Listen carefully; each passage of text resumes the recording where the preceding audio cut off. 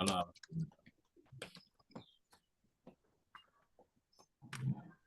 Alhamdulillah Rabbil sholli sadri wa yassir li amri wahlul 'uqdatam min lisani yafqahu qawli amma ba'du. Pertama-tama marilah kita panjatkan rasa syukur kepada Allah Subhanahu wa taala yang telah memberikan kesempatan kepada kita semua sehingga pada hari ini kita bisa bersilaturahmi melalui ini dalam kegiatan belajar untuk di pemikiran Islam. Yang saya hormati dosen pengampu Dr. Basman Saiz, Dr. Hilman Mauludi, dan juga Dr. Yadi SAG MU. Alhamdulillah pada hari ini kita bisa silaturahmi yang akan kami dari kelompok dengan Pak Jenny Dahlan akan menyampaikan tentang mazhab Syiah Zaidiyah dan juga mazhab Ja'far Shadiq berkaitan dengan fikihnya. Adapun materi ini sebelumnya ada materi tentang mazhab Zahiri Daud bin Ali dan juga Ibnu Hazm yang itu disampaikan oleh Pak Iman, tetapi itu udah 4 pertemuan yang lalu. Ya, mungkin materi ini ada sedikit menjelok. Nah, baik. Untuk presentasi kali ini, bab pendahuluan.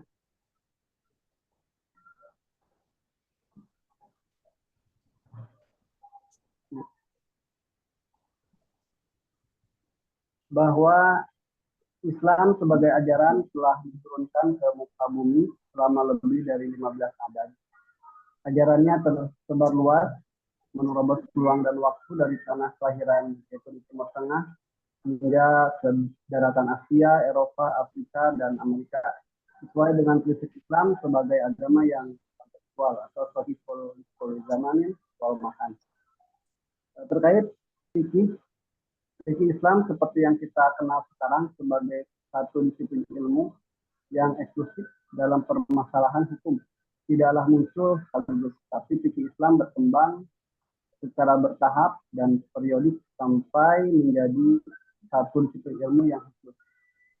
Adalah karakteristik fikih bahwa ia muncul tidak sekedar untuk memenuhi kebutuhan masyarakat pada zamannya, akan tetapi telah juga menyiapkan suatu warisan berharga untuk pembangunan hukum masa depan.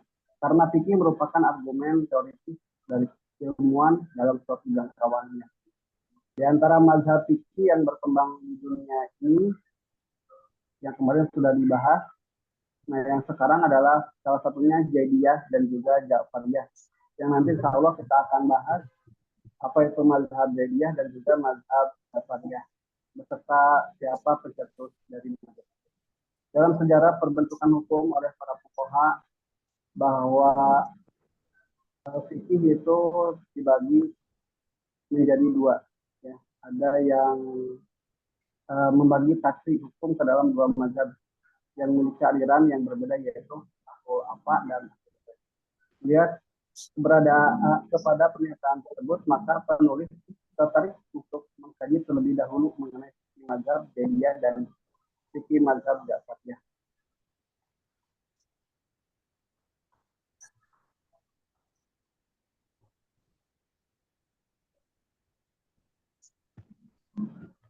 Nah, adapun yang sekarang pembahasannya kita akan coba mengenal dulu siapa pencetus dari mazhab Ja'far Shadiq atau mazhab Ja'fariyah. Pada periode Umayyah, madrasah itu sudah melahirkan pemikiran mazhab. Di antara faktor yang menyebabkan antara lain, menurut Jalaluddin dalam bukunya, pertama, kurangnya harmonisnya hubungan antara para ulama dan pihak pemerintah. Bahkan banyak tokoh sahabat dan tabi'in yang menganggap Daulah Umayyah sudah menyimpan dari ajaran yang dibawa oleh Rasulullah SAW. Yang keduanya, jauhnya jarak antara pusat khalifah dengan pusat Umayyah menyebabkan terputusnya hubungan antara kedua pusat tersebut. pada saat itu pusat pemerintah berada di Syam, sedangkan pusat ininya berada di Irak dan di Hijaz.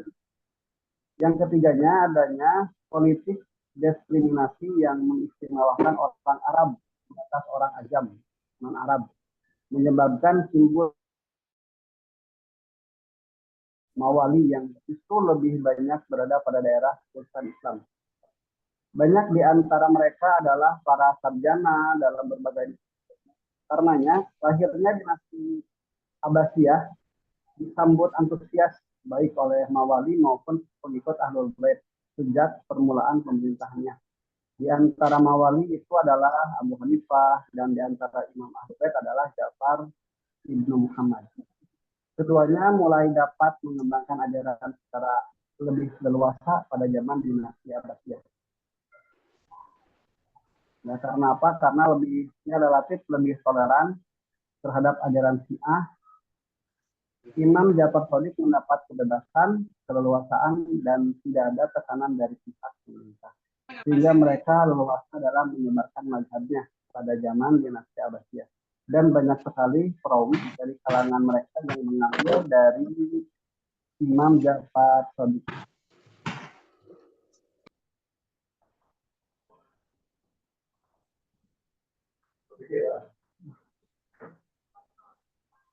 Yang selanjutnya yaitu mazhab Zaidiyah.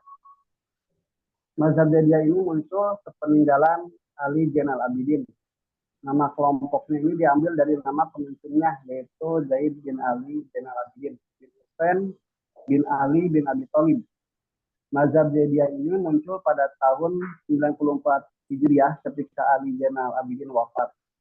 Saat itu kelompok Syiah terbagi dalam dua kelompok, yaitu kelompok pengikut Zaidiyah atau Zaid bin Ali dan juga kelompok Muhammad Bakir bin Ali, yaitu saudara Zaid bin Ali itu sendiri. Kelompok ini berbeda dengan sekte Syiah lainnya yang mengaku Muhammad al-Bakir putra Zainal yang lainnya sebagai imam kelima. Dari nama Zaid bin Ali inilah nama Zaidiyah diambil. Mazhab Zaidiyah merupakan Syiah yang moderat. Abu Jahra menyatakan bahwa kelompok ini merupakan sekte yang paling dekat dengan Sunni. Dalam bidang fikih, Zaidiyah mempunyai pemikiran sendiri. Zaid bin Ali sendiri berhasil menyusun sebuah kitab yang berjudul Al-Majmu'. Mana itu kemana ya? Dalam fikih yang berbeda dengan Syiah lainnya adalah penetapan 5 tabiat dalam sholat jenazah, melarang memakan daging yang disembelih oleh non-muslim, dan menolak adanya nikah mut'ah yang merupakan ciri khas Syiah imamiyah. Selanjutnya terkait tentang perkembangan atau historis mazhab.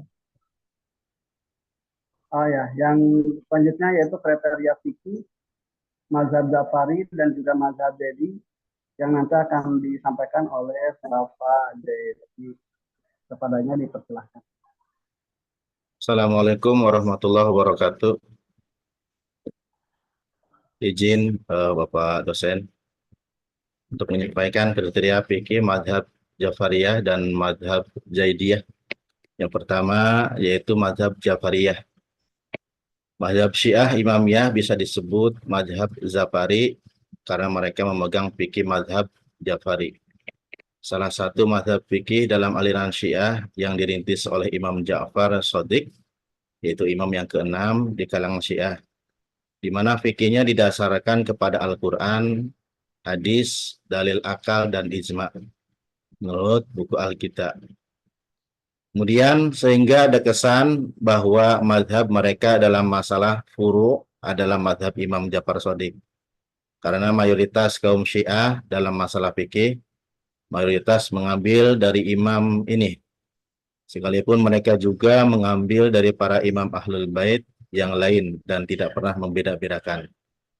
Akan tetapi ketika riwayat-riwayat dalam masalah fikih banyak diambil dari imam ini dibandingkan dari imam-imam lainnya. Hal itulah yang melatar belakangi penamaan mazhab ini disematkan.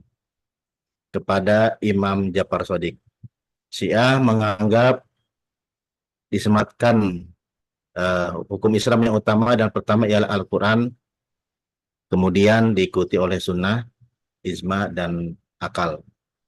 Kemudian untuk madhab Jaidiyah, menurut Abu Jahra dalam kitabnya Thariq al-Mazahib al-Syiah al-Aqaid, mengatakan bahwa dalam mengistinbatkan hukum manhaj yang digunakan Zaid bin Zainal Abidin tidak jauh berbeda dari manhaj yang digunakan oleh imam yang hidup di masanya, seperti Imam Abu Hanifah, Abdurrahman bin Abi Laili, Utsman al-Buti, Az-Zuhri, dan lain-lain.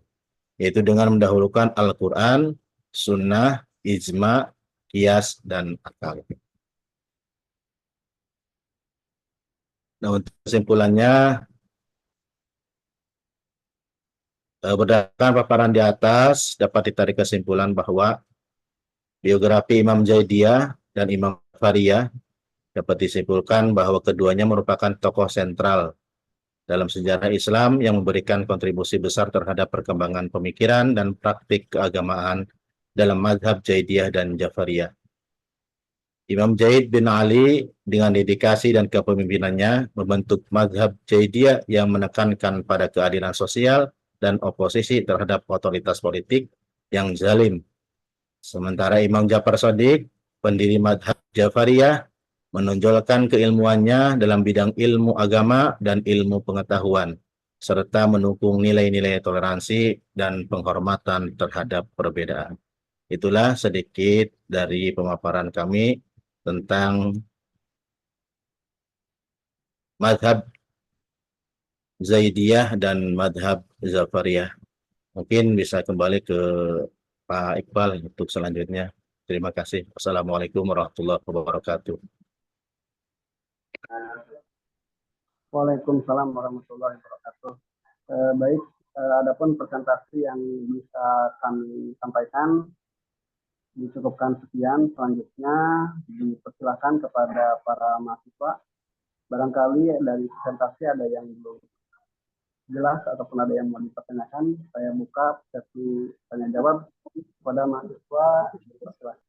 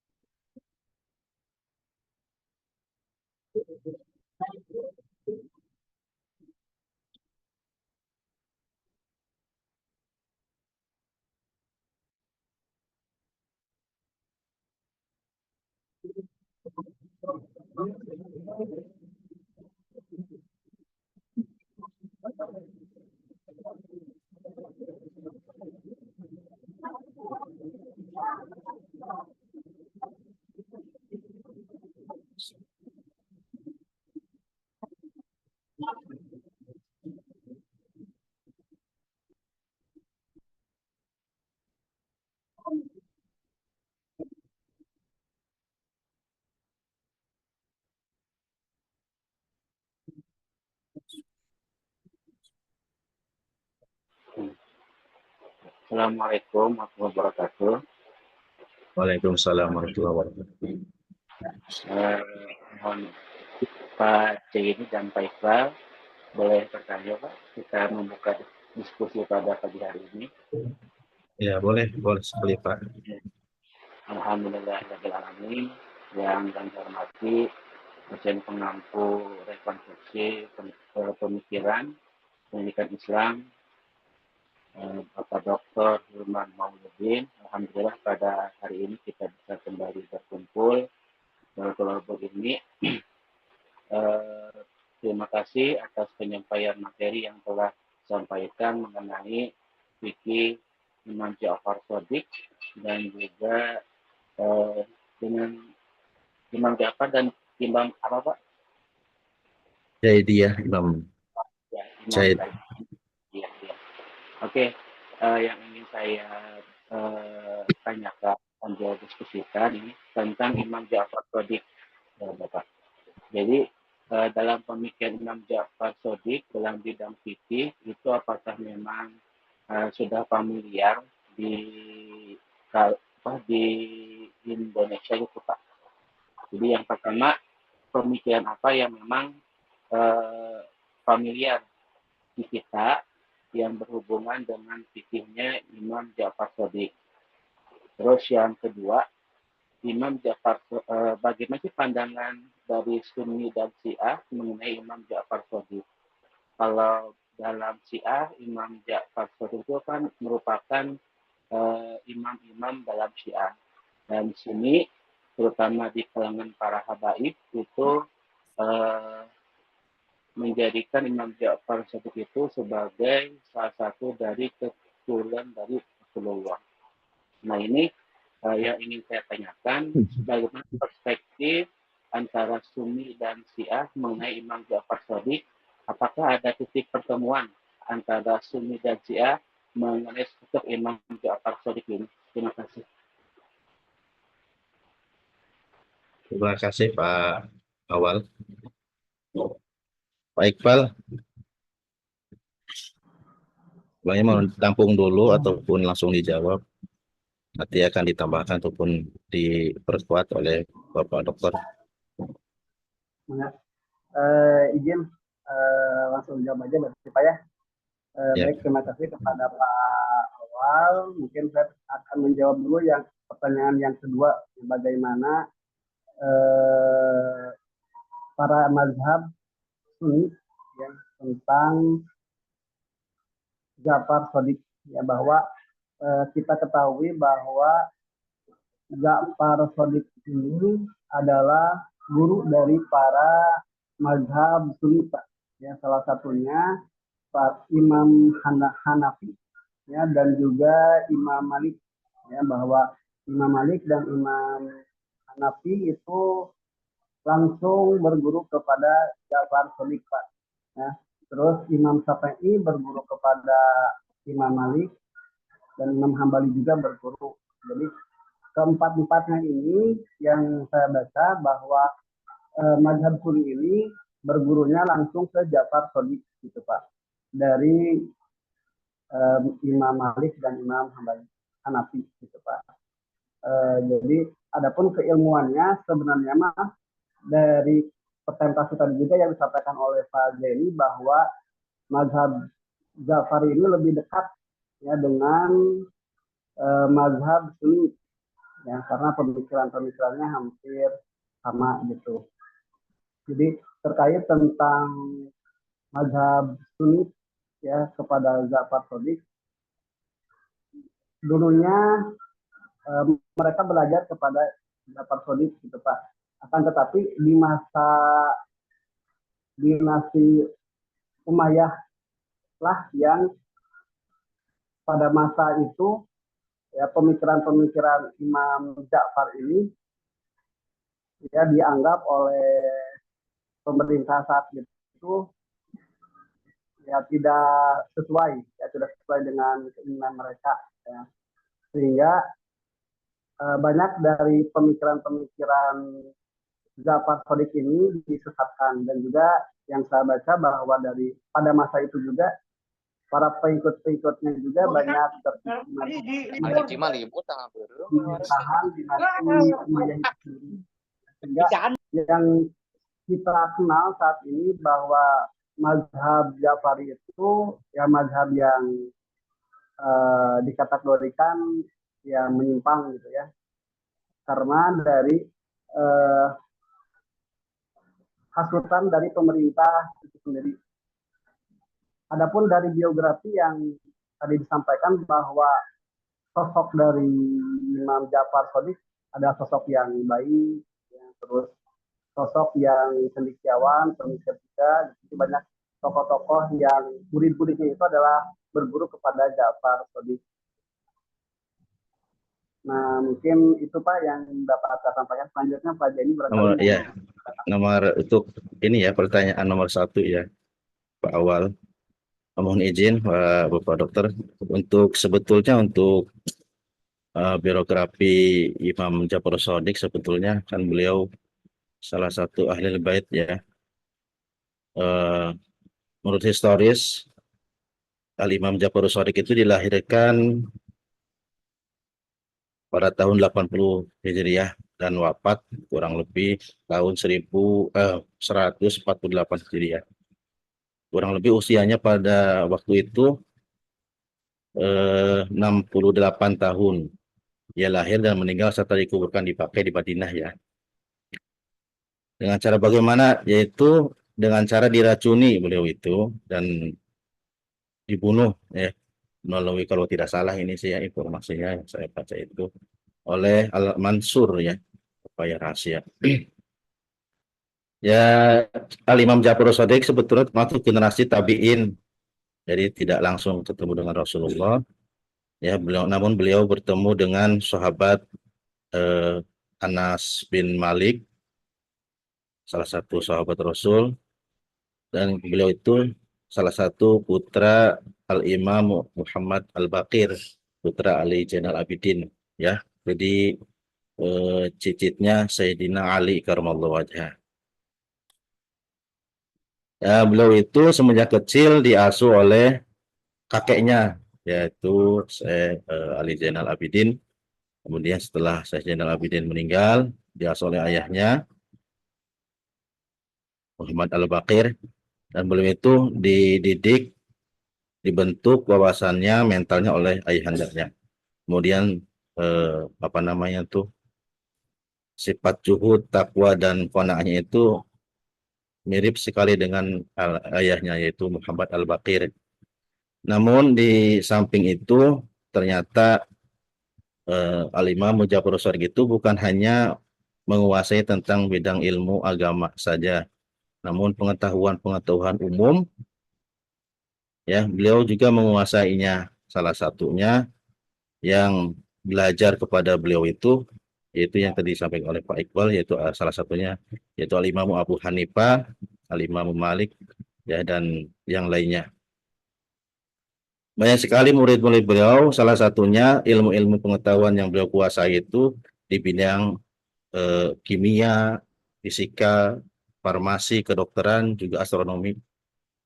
Dan beliau itu salah satu keturunan Rasulullah Shallallahu Alaihi Wasallam yang tidak masuk ke dunia politik. Berbeda dengan Zaid, walaupun satu keturunan, ya, karena Zaid itu adik dari Al-Imam Muhammad Al-Baqir, jadi paman dari Al-Imam Ja'far Shadiq. Ya, kemudian apa hubungannya dengan pengetahuan yang eh, ada saat ini? Yaitu hasil dari penemuan-penemuan ilmu pengetahuan, baik itu farmasi, kedokteran, dan fisika, itu pertama Al-Imam Ja'far Shadiq yang mencetusnya.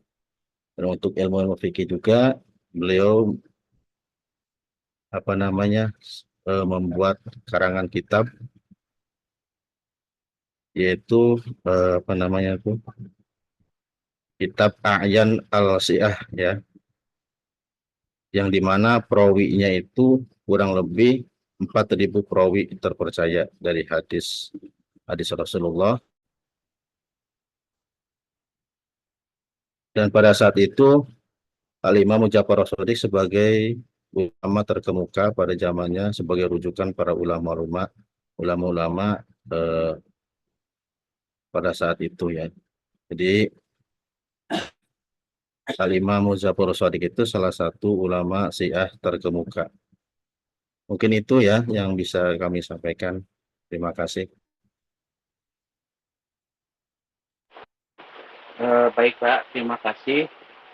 Jadi mungkin bisa lebih dijelaskan dulu Pak, antara Sunni dan Syiah itu kan menjadikan Imam Ja'far Shadiq sebagai seorang figur ulama yang mempunyai keilmuan yang luar biasa. Nah, bagaimana titik temu antara Syiah dan Sunni memandang Imam Ja'far Shadiq ini?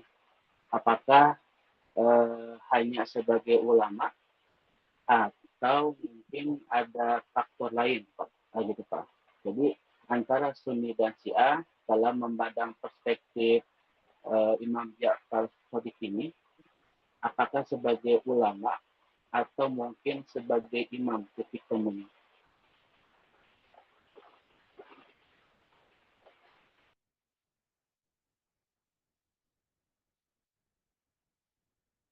Baik, Bang.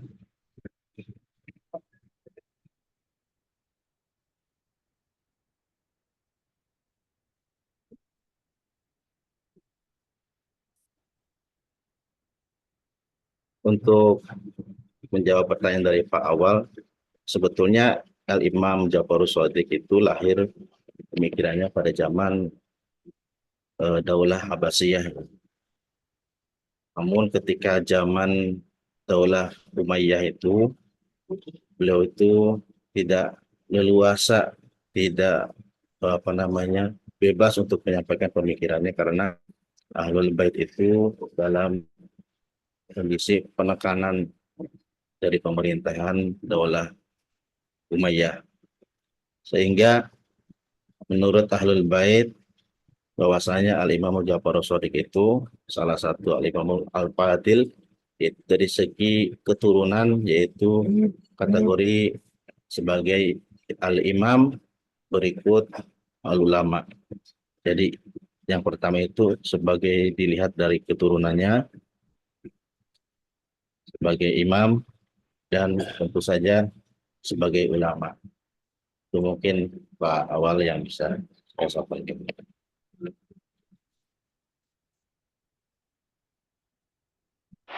Baik, Pak. Terima kasih atas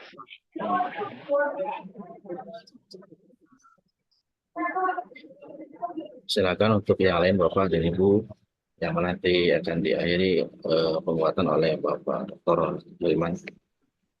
Mungkin satu dua penanya lagi.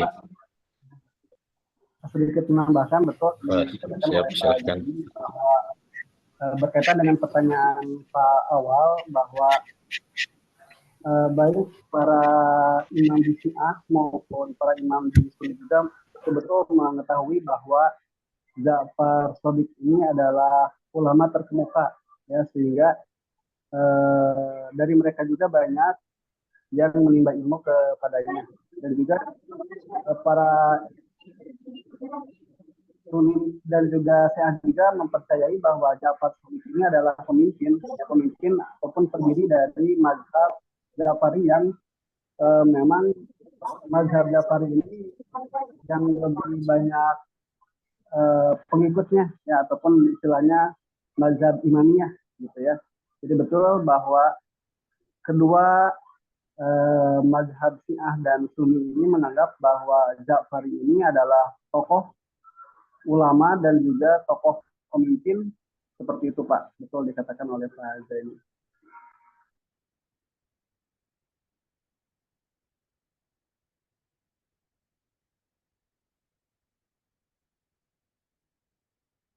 Barangkali dari mahasiswa ada yang mau menambahkan, dipersilakan.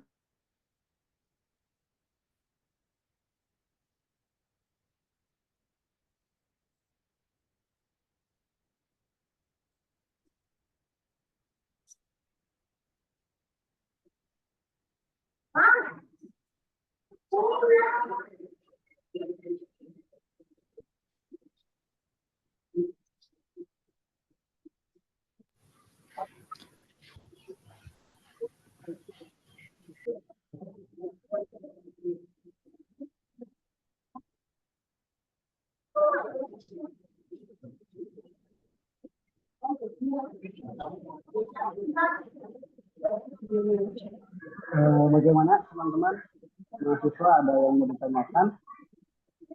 Kalau tidak, kalau dianggap sudah paham, kita akhiri dan penguatan dari Bapak dosen pengampu.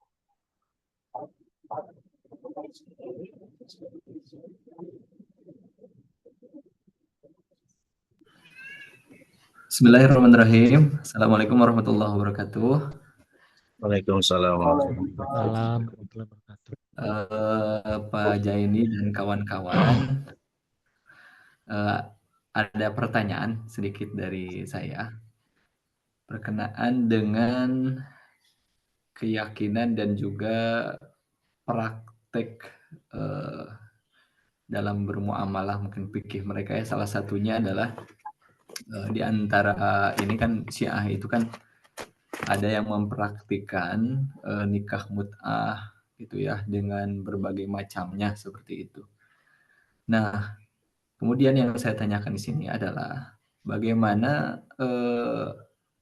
keyakinan mereka ataupun pemikiran mereka tentang mengenai apa namanya, kehidupan mereka di akhirat nanti itu kan. Kalau misalkan melihat dari dalil-dalil yang kita ketahui sebagai Ahlus Sunnah wal Jamaah, tentunya apa yang mereka lakukan itu berkenaan dengan nikah mut'ah itu kan sungguh bertolak belakang gitu ya. Itu saja sih mungkin pertanyaannya, bagaimana mereka bisa sampai yakin ya dengan melakukan hal seperti itu, mereka bahkan bisa mendapatkan pahala yang besar dan bisa masuk surga dengan apa yang mereka lakukan itu. Begitu Pak, mungkin terima kasih. Assalamualaikum warahmatullahi wabarakatuh. Waalaikumsalam warahmatullahi wabarakatuh.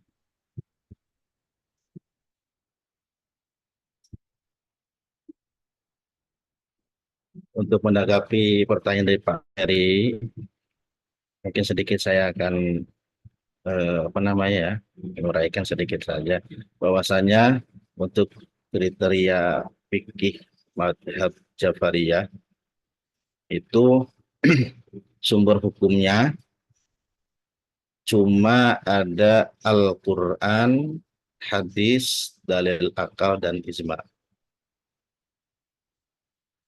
Nah, itu yang melatar belakangi bagaimana penerapan muamalah ataupun amaliyah mereka di kehidupannya masing-masing begitu Pak. Jadi untuk semisal mereka ataupun nanti di kemudian hari itu karena mereka berkeyakinan bahwasanya itu semua dilandasi dari yang mereka ambil hukum-hukum itu, yaitu Al-Quran, Sunnah, dan apa namanya, ijma. Itu Pak. Mungkin nanti ditambahkan oleh Pak Iqbal.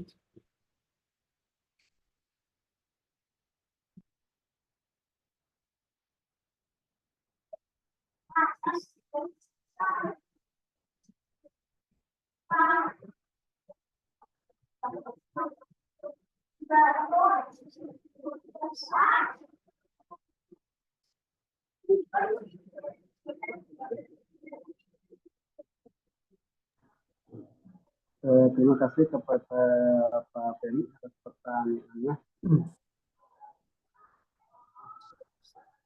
Sedikit penambahan terkait pertanyaan yang dilakukan oleh Pak Ferry bahwa nikah mut'ah ini memang dari dua mazhab ini yang mendukung atau berpendapat bahwa itu adalah mazhab Imam Jafari. Kalau mazhab Imam Zaidiyah ini tidak setuju terkait nikah mut'ah.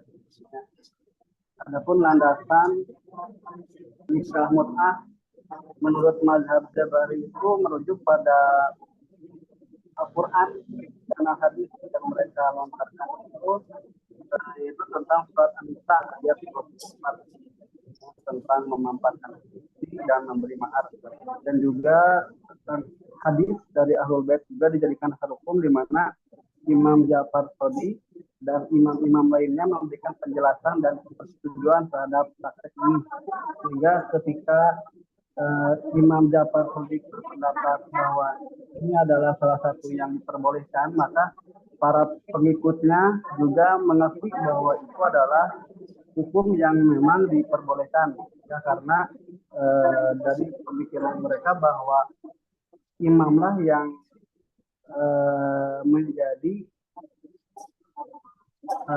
keputusan setelah Rasulullah, ya, setelah hadis terkait seterusnya itu imam.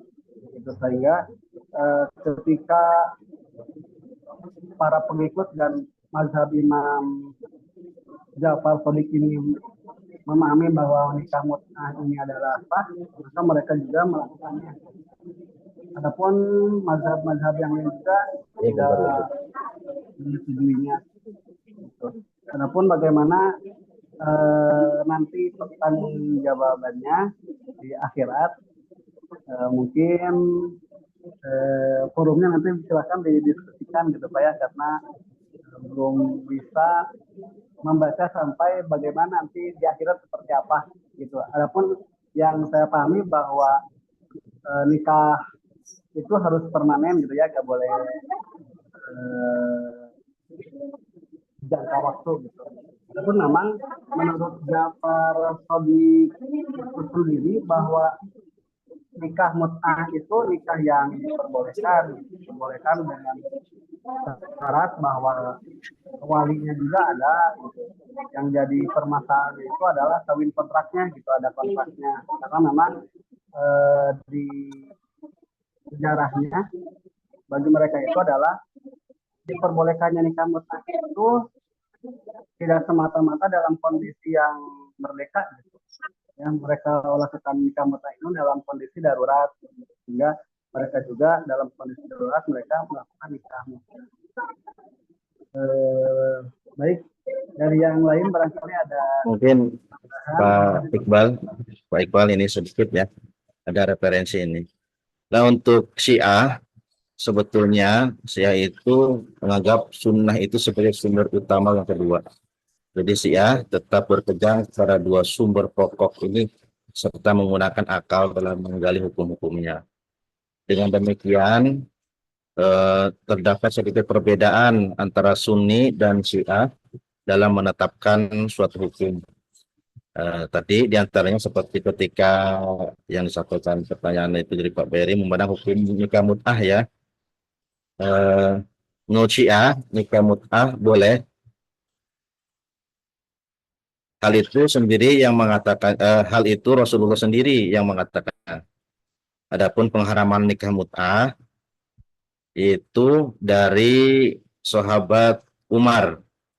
Itu menurut Syiah ya, dari sahabat Umar bin Khattab. Kemudian dengan demikian menurut pada mazhab Jafari yaitu Syiah, ucapan Rasulullah itu sumber hukum kedua.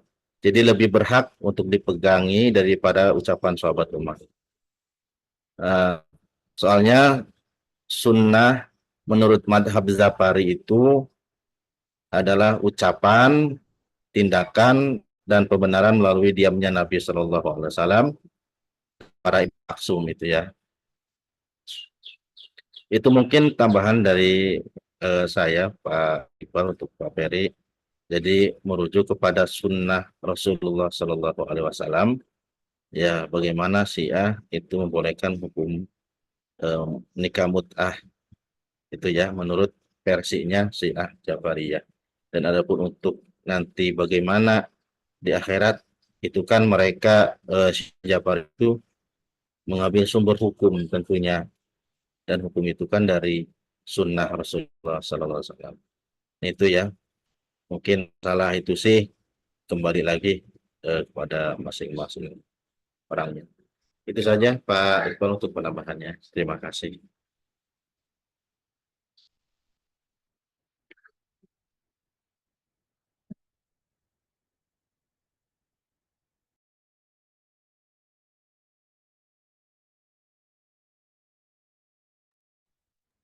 Pertanyaan di chat Pak Jaini. Oh iya, iya Pak.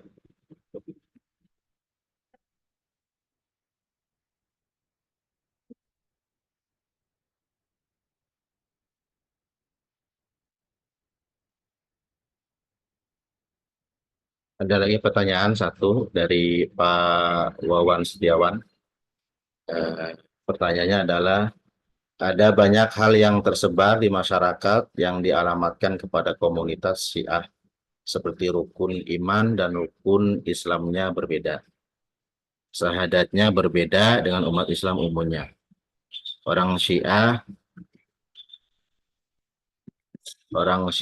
tidak mengakui Khalifah Abu Bakar, Umar, dan Utsman sebagai khalifah karena dianggap merebut hak Khalifah Ali. Kaum Syiah menghujat para sahabat besar. Kaum Syiah mengkafirkan para sahabat, membenci dan melaknat istri Nabi Muhammad atau Aisyah.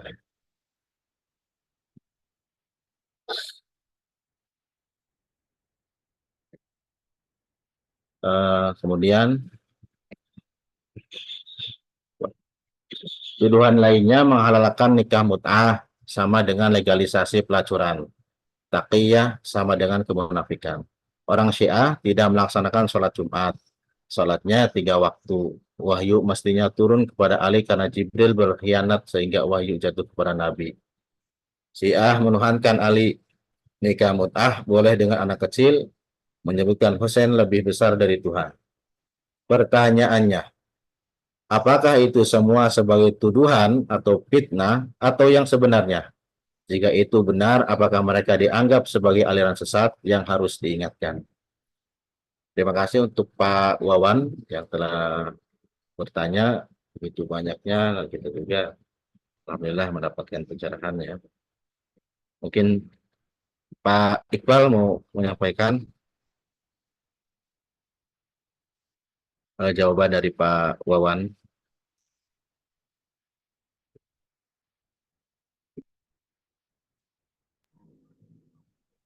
Baik Pak Jadi, izin menjawab Pak, tapi mohon maaf bila ada kesalahan mohon dikoreksi dan ditambahkan oleh Pak Jadi.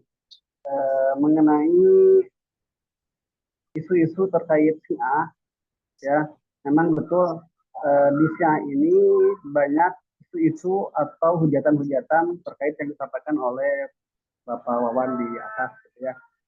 Adapun terkait isu atau hujatan itu tidak seluruhnya kepada Syiah, gitu ya.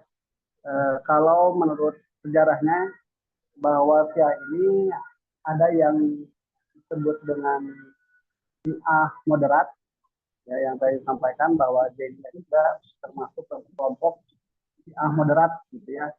Adapun kelompok yang terdapat isu yang paling banyak, gitu ya, hujatan-hujatan itu yaitu kelompok-kelompok atau Syiah yang disebutnya Syiah ekstrem atau Syiah bulat, gitu ya. Bahwa mereka lah yang berpendapat bahwa Jibril itu salah memberikan wahyu kepada Nabi Muhammad. Karena itu mereka berpendapat bahwa itu harusnya kepada Ali bin Abi Thalib, dan bahwa pendapat mereka bahwa Ali bin Abi Thalib dan juga Nabi Muhammad ini dari segi rupa itu mirip, gitu ya. Itu dari pendapat kelompok Syiah bulat, gitu ya. Ada juga yang berpendapat bahwa kelompok ekstrem ini berpendapat bahwa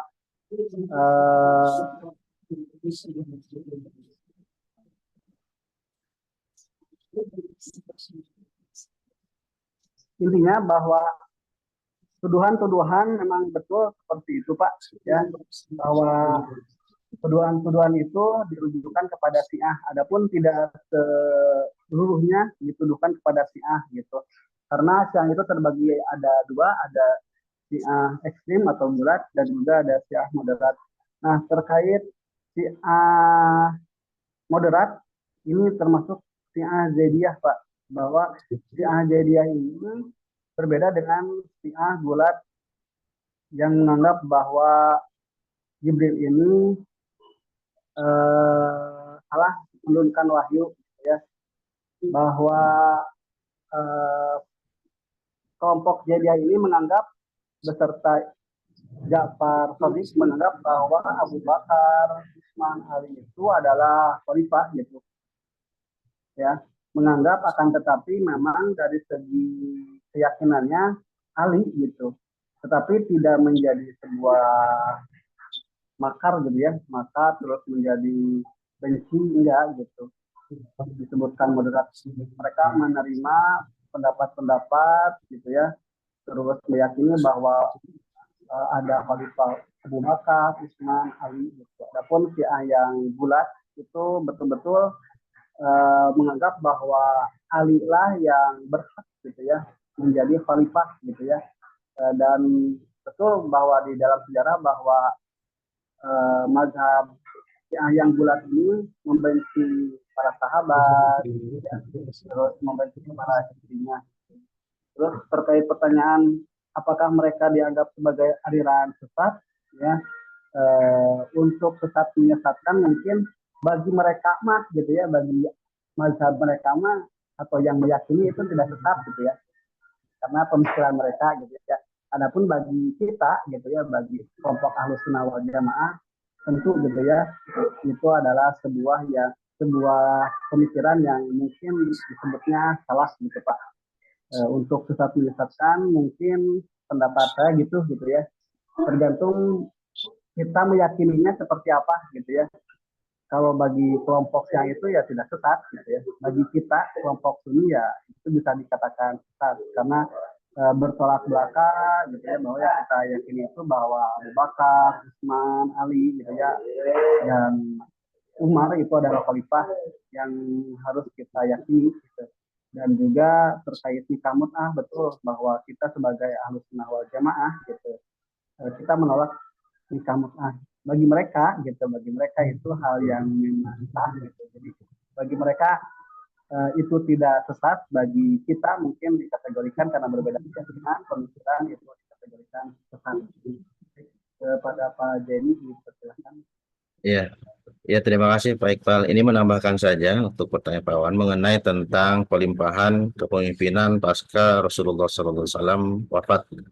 Ini pemikiran ini muncul dari Syiah Jaidiyah, yang dimana Syiah Jaidiyah itu terbagi terbagi dalam 3 golongan. Yang pertama itu Syiah Jurudiyah, ya.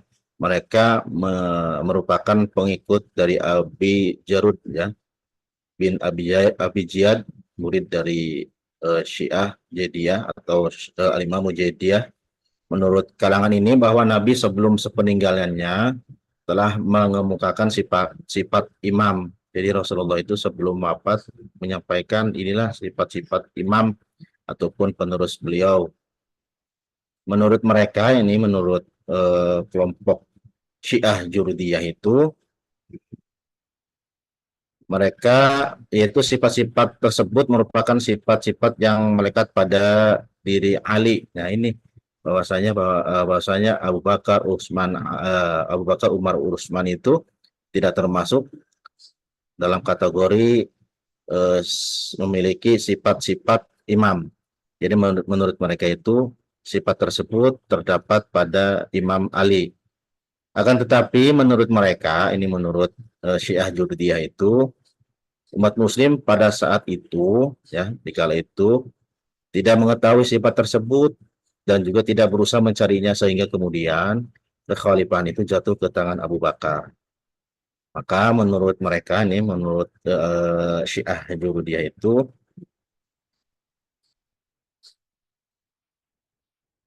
mengangkat Abu Bakar menjadi khalifah setelah wafatnya Nabi, sebelumnya, maka menurut mereka kafirnya mereka yang tidak berusaha mencari dan mengangkat Abu Bakar menjadi khalifah setelah wafat Nabi. Jadi para sahabat yang mengangkat sahabat Abu Bakar sebagai khalifah itu sebagai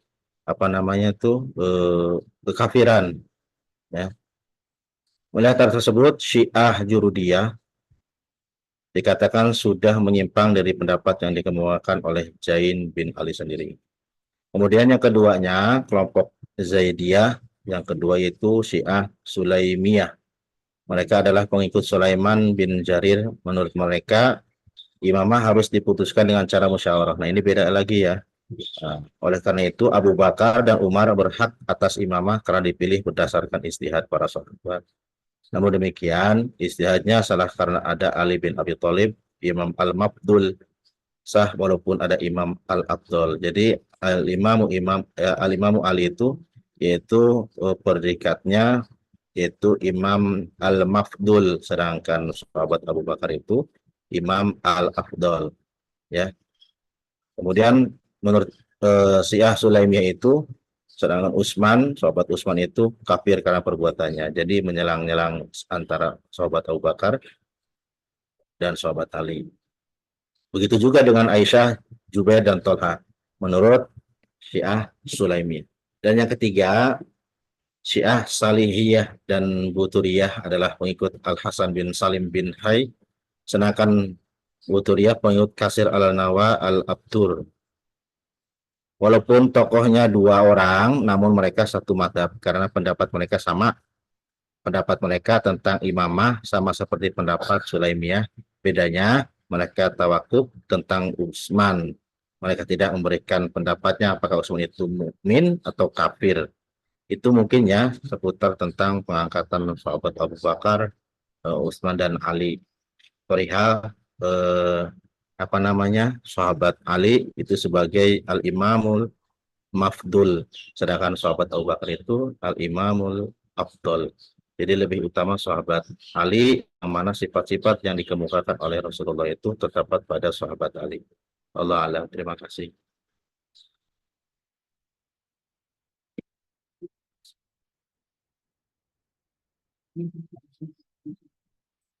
Mungkin itu Pak Wawan Setiawan yang bisa kami sampaikan jawabannya. Nah, mungkin keterbatasan pengetahuan kami untuk apa namanya menjawab seputar tentang dari pertanyaan yang Pak Wawan sampaikan. Mungkin yang lain menambahkan yang lebih memahami tentang eh, madhab ini. Nanti di akhir akan diberi penguatan oleh Bapak Dr. Hilman Mauludin. Terima kasih sebentar. Atur nuhun Pak Jen.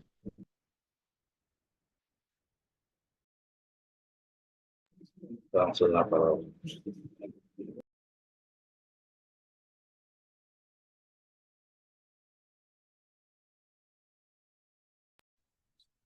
Pak Ajo, Pak Ajo. Mangga dilajeng wae samina wa atona. Samina wa atona.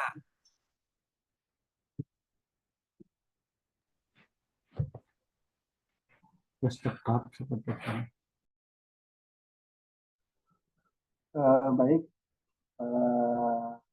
mahasiswa barangkali ada yang mau ditanyakan sekitar waktu setengah jam lagi ya. Barangkali ada yang mau ditanyakan atau didiskusikan, dipersilakan sebelum penguatan dari Bapak Dr. Hilman.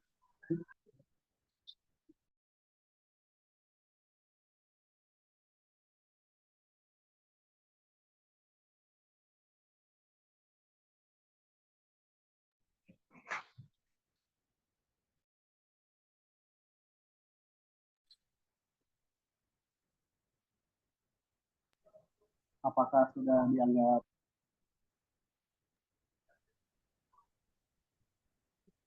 apakah cukup Bapak Ibu? Cekap Pak Iqbal, kita langsung saja ke penguatan bersama Pak dosen. Biar Sekap kantun penguatan. Terima kasih kepada Bapak Jeni selaku materi dan juga terima kasih kepada mahasiswa yang bertanya dan juga yang hadir.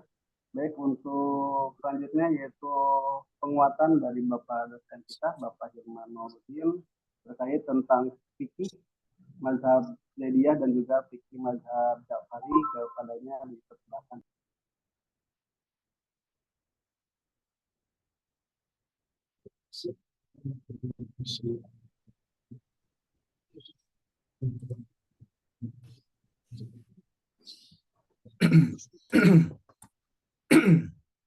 Assalamualaikum warahmatullahi wabarakatuh.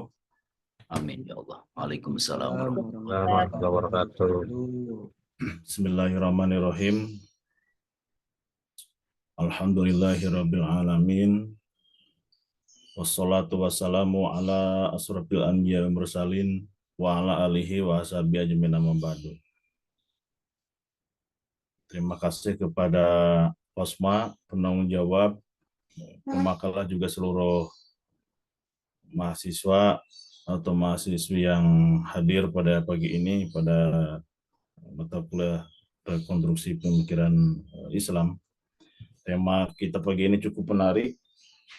Masih diskusi seputar Syiah, yaitu Syiah Zaidiyah dan Syiah Ja'fariyah. Saya coba share screen dulu.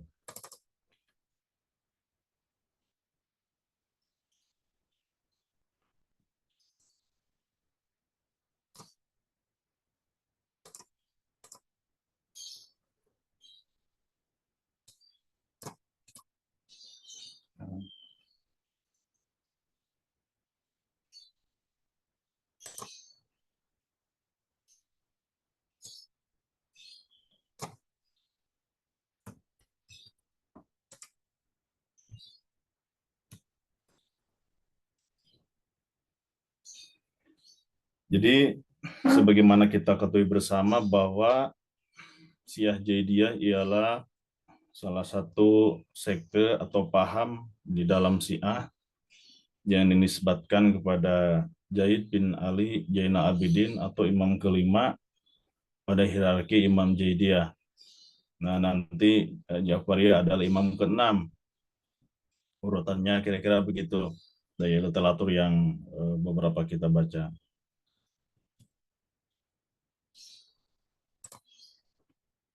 Terus Syiah Jaidiyah cenderung bersifat moderat dalam menghadapi dilema kekhalifahan Ali bin Abi Thalib dan dalam menilai ketiga khalifah sebelumnya, yaitu Sayyidina Abu Bakar, Umar, dan Utsman.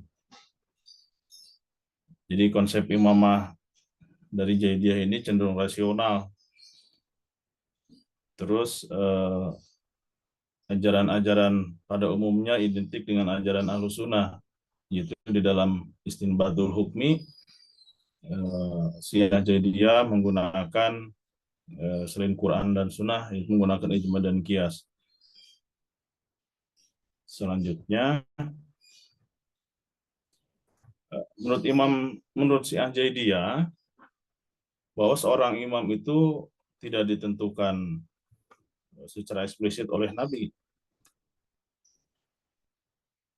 Menurut Syiah Jaidiyah, Rasulullah tidak menyebut nama begitu, tapi hanya membacakan kriteria bahwa ada beberapa prasyarat yang harus dipenuhi oleh seorang imam atau seorang pemimpin pasca beliau wafat.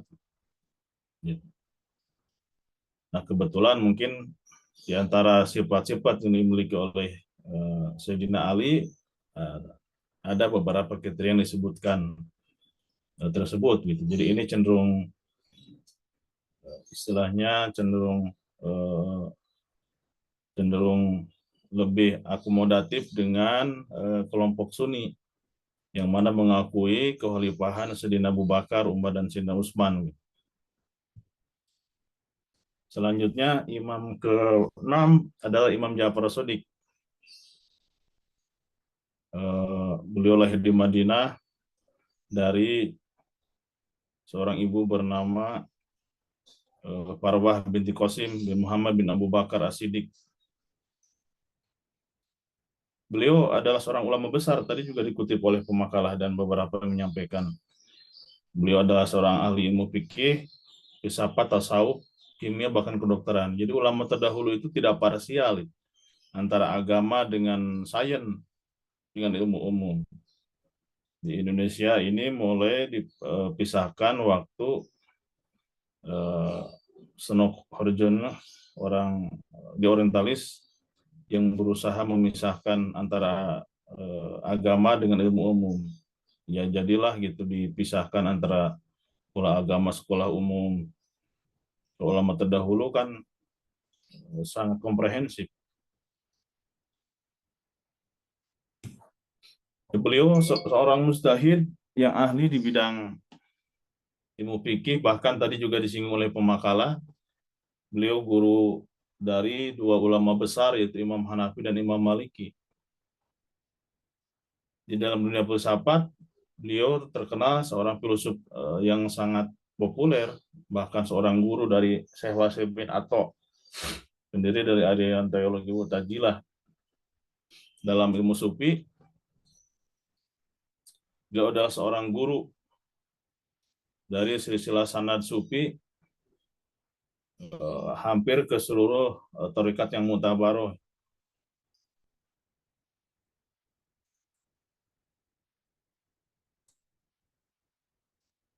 Sementara di dalam ilmu umum ini ya, dan ilmu kimia, beliau dianggap seorang pelopor dalam ilmu kimia dan peradaban Islam.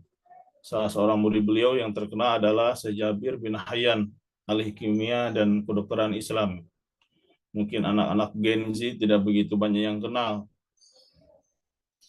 dengan tokoh-tokoh Islam di dalam bidang sains. Bahkan di dalam ilmu kedokteran sampai detik ini, di tingkat dunia saja, kitab Ibnu Sina masih jadi referensi primer, yaitu nama kitabnya Canon of Medicine, terjemahan dari kitab yang bernama Al-Qunun fit Tibb, gitu. Beberapa aturan SOP dalam ilmu kedokteran. Jadi betapa banyak ulama terdahulu itu yang menguasai berbagai macam ilmu pengetahuan, gitu. Bukan hanya ilmu agama. Nah, di dalam tradisi fikih Syiah tentu saja beliau dikenal sebagai bapak fikih Syiah, karena sebagian besar dari masalah fikih yang dibahas di dalam ruang lingkup Syiah referensinya mengambil dari pandangan-pandangan dan pendapat Imam Ja'far As-Shadiq.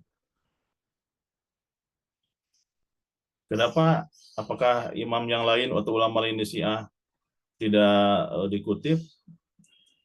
Sejarah mencatat banyak ulama di masa itu yang memang ada yang ditangkap atau dipenjara, sehingga bahkan tahanan rumah tidak boleh keluar, gitu, tidak boleh taklim.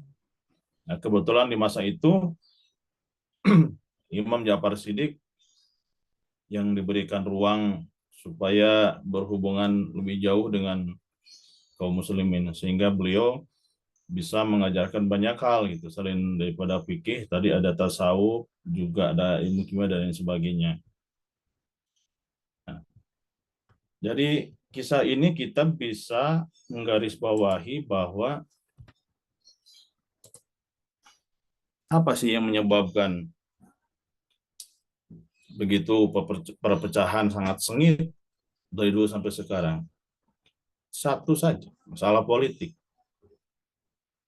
Sekte Syiah lainnya kenapa menghujat, bahkan tidak mengakui 3 khalifah sebelumnya, Sayyidina Abu Bakar, Sayyidina Umar, dan Utsman? Kan karena faktor politik, urusan kepemimpinan. Bahkan politik di masa sekarang, menurut catatan saya itu cenderung lebih tidak beretika lagi, lebih tidak beretika. Misalkan dalam peperangan, dalam konteks militer, kan di zaman Rasulullah dan para sahabat masih beretika. Ada zona perang, yaitu sekian ratus kilometer dari penduduk, dengan etika tidak boleh membunuh anak-anak, tidak boleh membunuh ibu-ibu, tidak boleh membunuh lansia.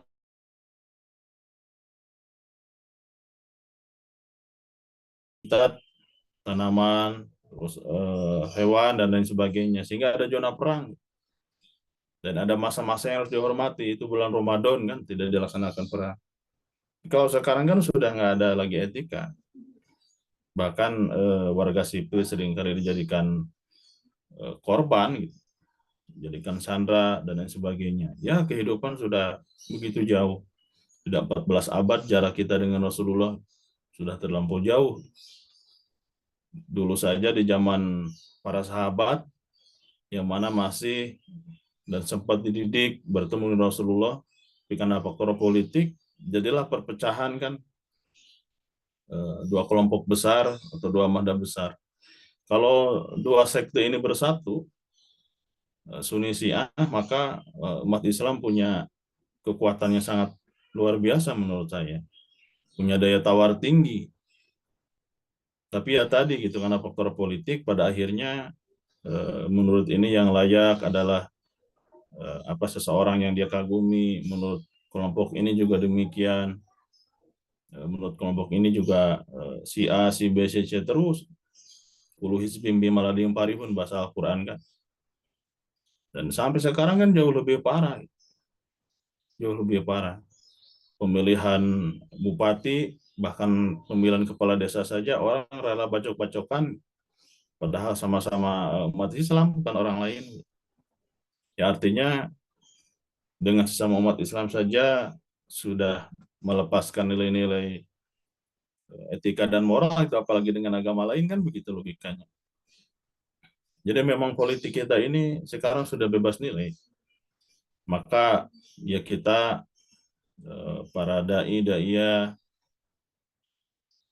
para asatidah, kita para cendekiawan, para akademisi, sivitas akademika dimanapun kita berada, maka saya mengajak pada kita semua termasuk diri saya ya harus menjadi apa? Menjadi pelopor, memberikan warna tersendiri bahwa kapanpun dimanapun kita berada, kita mampu menjadi penengah, gitu, pemersatu di antara konflik-konflik yang ada. Gitu. Karena rupanya manusia itu pada umumnya punya karakter senang berkompetisi. Sampai saya temukan di salah satu daerah ada ustadz konflik berebut adan.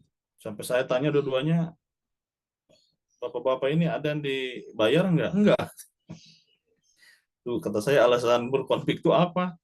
Kalau memang kira-kira gajinya 10 juta gitu per bulan atau sekali adan, berebut itu wajar. Coba renungkan, kata saya. Berebut adan itu apa? Kenapa nggak dijadwal apa duhur si A, asar si B, maghrib, isya subuh gantian kan? Kan enak. Ini berebut, itu berebut.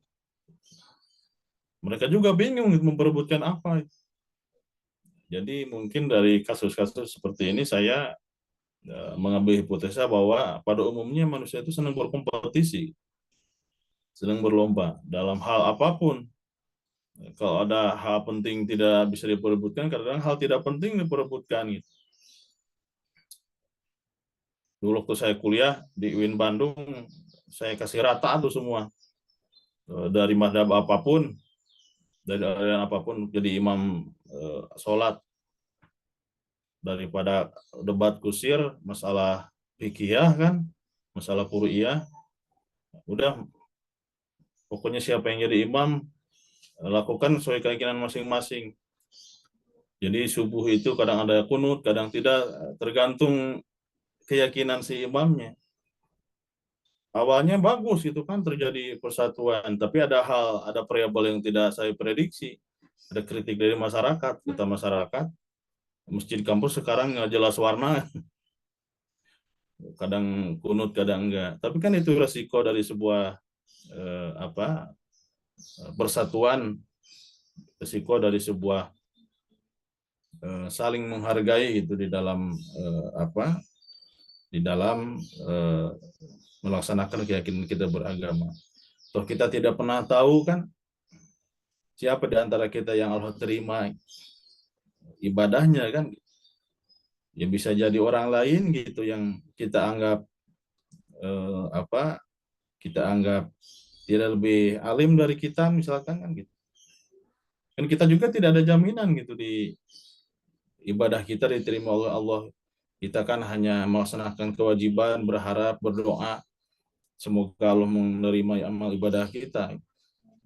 Tidak ada jaminan gitu.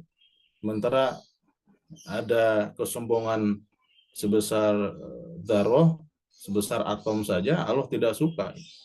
Nah, bagaimana jika di antara kita beribadah di hadapan Allah, kita penuh kesombongan, merasa lebih alim, merasa lebih paham, sementara sombong adalah baju kebesaran Allah yang tidak boleh dipakai oleh makhluk seperti kita, begitu. Maka dari tema-tema perkuliahan kita, termasuk hari ini tentang Syiah, saya selalu ingin melihat dari aspek yang lain, karena judul perkuliahan kita adalah rekonstruksi pemikiran Islam, gitu.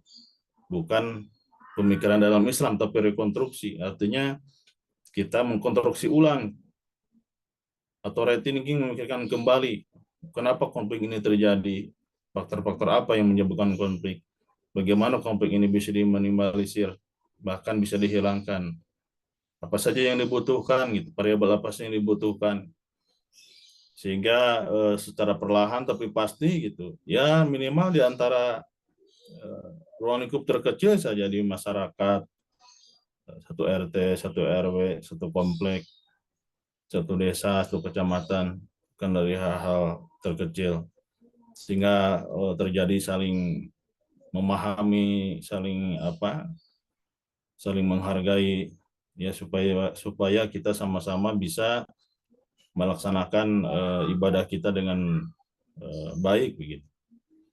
Itu mungkin saya kira pandangan dari saya. Silakan barangkali ada tambahan dari yang lain atau ada pertanyaan bisa diskusikan bersama.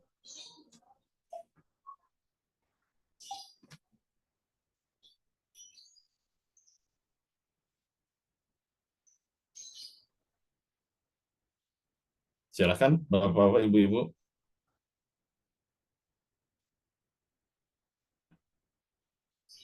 Oh ya, mengenai mut'ah ya, tadi menarik sekali, itu bagus pertanyaannya.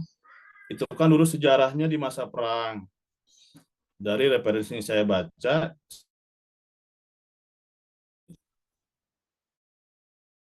di masa perang Hunain ada yang menyatakan waktu penaklukan kota Mekah.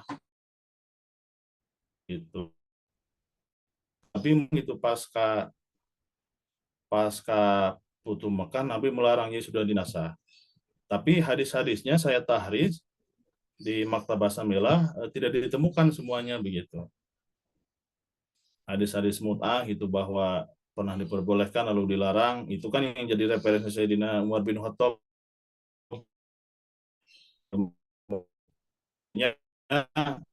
Di penjelasan ini bahwa nikah mut'ah itu dulu pernah diperbolehkan tapi sudah dilarang gitu, sudah dinasah.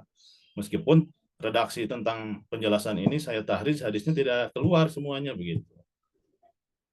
Tapi yang harus kita garis bawahi bahwa ini adalah di masa darurat, di masa perang.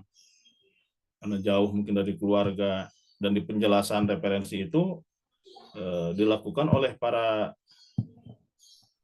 bukan para pemuda, orang-orang yang belum menikah lah, kira-kira begitu. Orang-orang yang belum menikah, Nabi memperbolehkan. Tapi pasca perang, Nabi sudah melarang, bahkan pasca Futuh Mekah tidak pernah diperbolehkan lagi.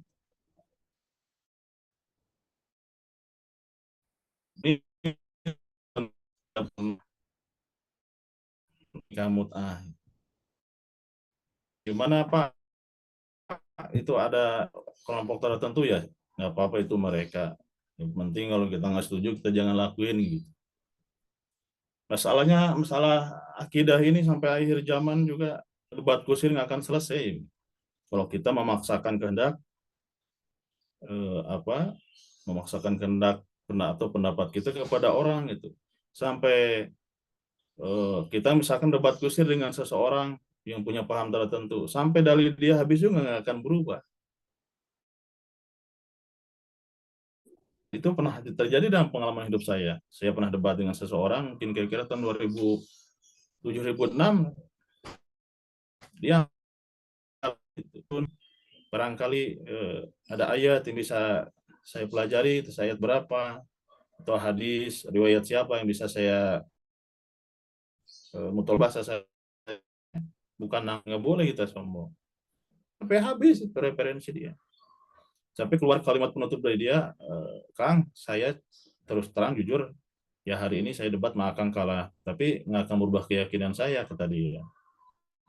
Karena Akang bukan guru atau pemimpin saya, yang nggak jadi masalah. Saya kan sini silaturahim saja, Tabayun, bukan mau merekrut Anda gitu. Artinya dari kisah ini, persoalan akidah ini ya sangat sensitif dan belum tentu berubah kan, tergantung keyakinan dan kesadaran orang lain. Ya, kalau di Sunni kenapa melarang, kan madorotnya banyak. Nikah mut'ah itu kalau jadi anak, bagaimana status anaknya, nasabnya bagaimana. Kalau laki-laki pas lahirnya perempuan bagaimana, siapa yang jadi wali kan.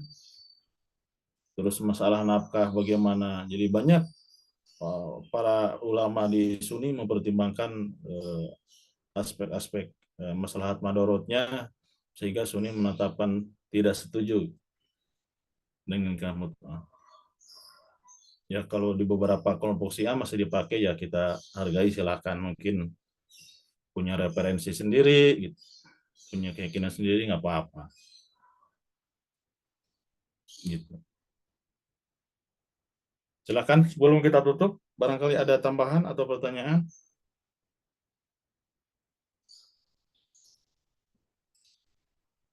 Ini mengenai tugas perkuliahan.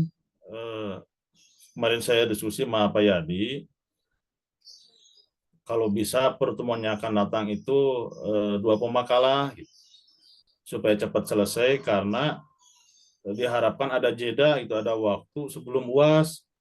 Karena pas UAS itu ngupload tugas akhir. Kan pilihannya jurnal sama buku. Kan kalau jurnal, kalau nggak salah yang Sinta 5 itu 350.000 kalau nggak salah. Yang Sinta 4 700. Tapi kan diurus masing-masing kalau memang mau jurnal. Tidak usah sendiri supaya tidak merepotkan, bisa digabung sama temennya gitu. Berapa orang, Pak dosen? Ya, gimana? Berapa orang untuk jurnal? Satu jurnalnya? 4 orang bisa. 4 orang. Atau 2 orang aja, 2 orang. Satu jurnal 2 orang lah gitu. Cukup. Kan 350 bisa 175 kan? 75. Maksimal kan 4 orang. Ya kan aja dikomunikasikan gitu. Kalau yang yang dirasa misalkan cukup 2 orang nih bisa iurannya menjadi masalah. 4 orang yang lebih ekonomis. Topiknya bisa dipilih. Itu Pak Dokter, kalau waktunya berapa lama ya? Itu kalau jurnal itu pas UAS itu. Itu pas UAS harus sudah selesai, harus diupload. Jadi pengganti UAS gitu. Pas UAS itu ngupload minimal ini LOE-nya yang diposting. Kemarin di S3 tuh udah ada yang ngirim ke saya. Tanda dia diterima di jurnal kan tinggal dipublish sama jurnalnya. Minimal ada LOE gitu yang diposting. Ini sih arahan kampus begitu. Arahan kampus bahwa perkuliahan kita sekarang harus berbasis karya gitu. Di akhir pertemuan itu kalau nggak jurnal, buku 2 pilihan. Kalau buku sebenarnya lebih ekonomis gitu. Kalau buku tinggal artikel masing-masing digabung gitu kan, dikasih nama semua mahasiswa, cuman harus ada yang ngurus gitu ke penerbit, diedit sama penerbit, didaftarkan ISSN, ini nanti diserahkan ke dosen sama ke prodi, sudah dalam bentuk buku. Biasanya ada paket.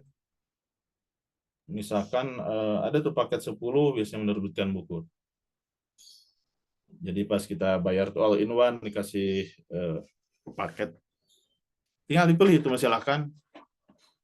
Mau jurnal atau mau buku, tapi ya pas UAS harus sudah diupload begitu.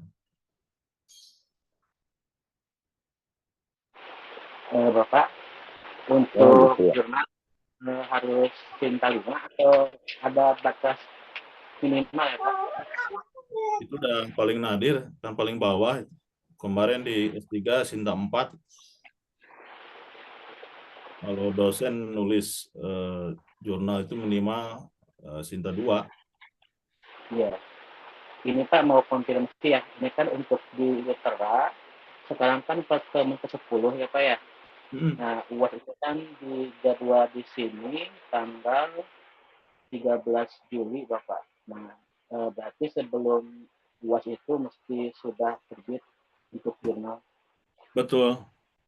Betul, yang saya khawatirkan kayak semester kemarin ya, UAS-nya kan dimajuin itu. Nah, itu Pak. Ya kan, benar dimajuin. Jadi segera dikerjakan. Segera dikerjakan. Mau ada diangkat PIC-nya lebih bagus, maksudnya itu seluruhan informasi saja. Untuk PIC-nya. Iya Pak. Ini kan Pak ya melihat surat yang kemarin itu pemberitahuan tentang pengumpulan tugas itu kan di bulan Juni Bapak ya berakhirnya semester ini. Ini kira-kira bulan Juni atau bulan Juli Pak untuk lebih ini ya? Kalau UAS saya pasti mengikuti arahan dari atau edaran dari rektorat. Kalau bulan Juni berarti ada kemungkinan UAS itu di bulan Juni mungkin dipercepat lagi. Iya Pak. Ya. Berarti sebentar lagi ya Pak. Itu untuk jarak terbit loa di Sinta 4 Pak itu per waktunya berapa lama Pak? Tergantung ininya, tergantung kita ngirim. Kan masing-masing jurnal itu ada jadwal penerbitan begitu. Kalau kita misalkan ngirim sebulan sebelum jadwal penerbitan, bisa sebulan kemudian baru dipublish. Maka catatan kami yang penting LOE-nya kami terima itu, bahwa bapak-bapak sudah ngirim artikel ke sana dan sudah diterima, tinggal teknis mempublish saja mereka gitu. Ada yang sebulan dan 2 minggu dari LOE diterima. Baik Pak, terima kasih. Sama-sama.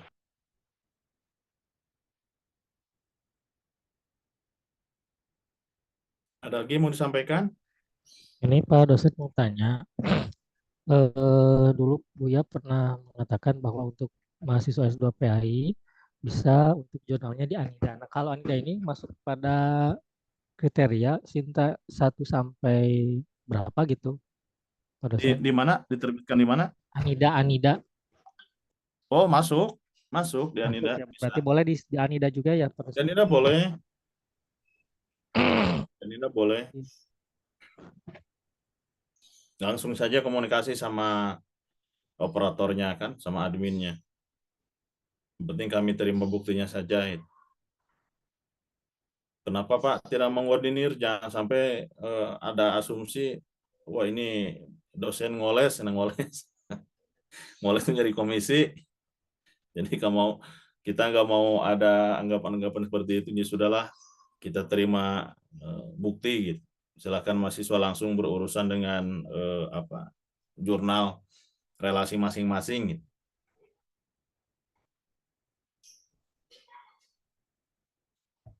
Terkait judulnya, Pak dosen boleh yang dipresentasikan gitu? Oh iya, yang dipresentasikan saja maksud saya, supaya nggak repot lagi, tinggal ngedit dikit-dikit saja kan.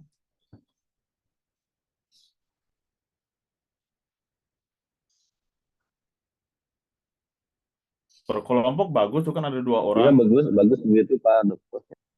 Iya, ada 2 orang, Tapi ada 3 kalau orang. ini Pak, apa namanya? Kalau yang tugas itu kan sedikit ya, itunya anggotanya. Berarti nanti bisa gimana ya? Memilih atau gimana? Tugas mana? Kalau jurnal tadi kan bisa 4 orang ya? Betul, bisa 4 orang, tapi harapan saya per kelompok aja biar nggak repot. Nanti milih juga kan butuh waktu. Iya. Iya, butuh waktu lagi. Ya, biar agak ringan aja Dok, pilihnya. Biayanya kan kalau anggotanya ada 4 orang. Ya, bisa silakan aja misalnya. Yang penting deal sama kelompoknya gitu. Dan yang penting bagi saya dan Pak Edi juga Pak Basnang, masing-masing mahasiswa ada nama di salah satu jurnal kan gitu sebagai penulis. Tapi jangan lama-lama musyawarahnya.